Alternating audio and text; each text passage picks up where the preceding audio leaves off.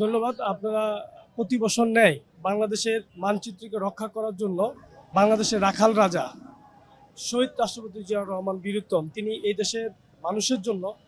এবং নিজের পরিবারের কথা চিন্তা না করে এই বাংলাদেশের মানুষের কথা চিন্তা করে বাংলাদেশের মানচিত্রকে রক্ষা করার জন্য তিনি যুদ্ধ করেছিলেন। তিনি সশরীরে যুদ্ধ করে নিজের জীবন বাজি রেখে বাংলাদেশের মানুষকে এই জরাজীর্ণ দেশ থেকে তিনি এই পাকিস্তান থেকে মুক্ত করে বাংলাদেশে একটি মানচিত্র উপহার দিয়েছিলেন। ওই মানচিত্রের মাধ্যমে বাংলাদেশের বহির্বিশ্বের কাছে বিভিন্ন সময় বিভিন্ন আঙ্গিকে পরিচয় করে দিয়ে থাকেন বাংলাদেশের বিভিন্ন যখন যে নেতৃত্বে আসেন তার মাধ্যমে। কিন্তু দেখেন আপনার শহীদ রাষ্ট্রপতি জিয়াউর রহমান বীরুত্তম তিনি বাংলাদেশের স্বাধীনতা ঘোষণা ওই রিপোর্ট ঘোষণা করার পরে বাংলাদেশের প্রেক্ষাপটে এমনভাবে বহির্বিশ্বের কাছে প্রতিষ্ঠিত হয়েছিলেন যে বাংলাদেশ হচ্ছে একটি শান্তিপ্রিয় একটি দেশ। বাংলাদেশের মানচিত্র, বাংলাদেশের লাল সবুজের যে পতাকাটা আরে ঈদ লাগছে মনে খুশির জোয়ার সবখানে, আরে ঈদ লাগছে মনে বিকাশ পেখানে সবখানে।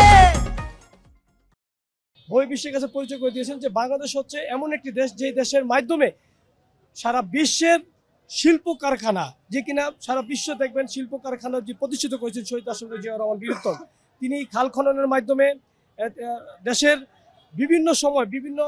ক্ষেত্রে আপনি দেখবেন কৃষি ক্ষেত্রে বলেন, চিকিৎসা ক্ষেত্রে বলেন এবং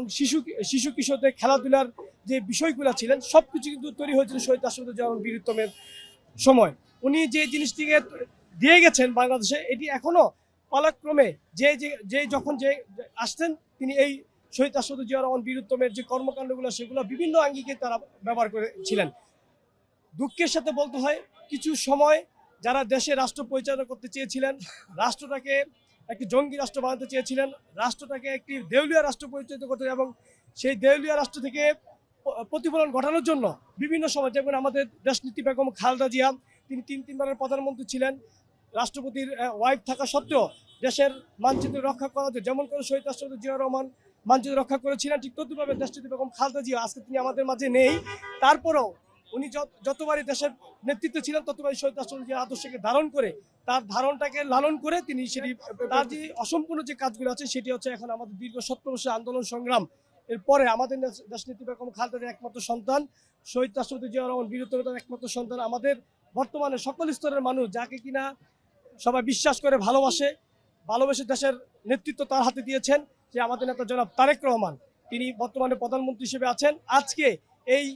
শহীদ রাষ্ট্রপতি জিয়াউর রহমান বীরুত্তম বাংলার রাখাল রাজা তার 45তম শাহাদাত বার্ষিকী উপলক্ষে আজকে তিনি পার্টি অফিসে এসেছেন। এই প্রথম শহীদ রাষ্ট্রপতি জিয়াউর রহমান বীরুত্তম তিনি দেশের এই আমাদের প্রধানমন্ত্রী হয়ে আমাদের বাংলার রাখাল রাজা শহীদ রাষ্ট্রপতি বীরুত্তমের শাহাদাত বার্ষিকী তিনি পালন করতে আসছেন। এই জন্য আমরা বিভিন্ন জেলা থেকে আমরাও আসছি তার এই শাহাদাত বার্ষিকী সংকৃতিত করার জন্য।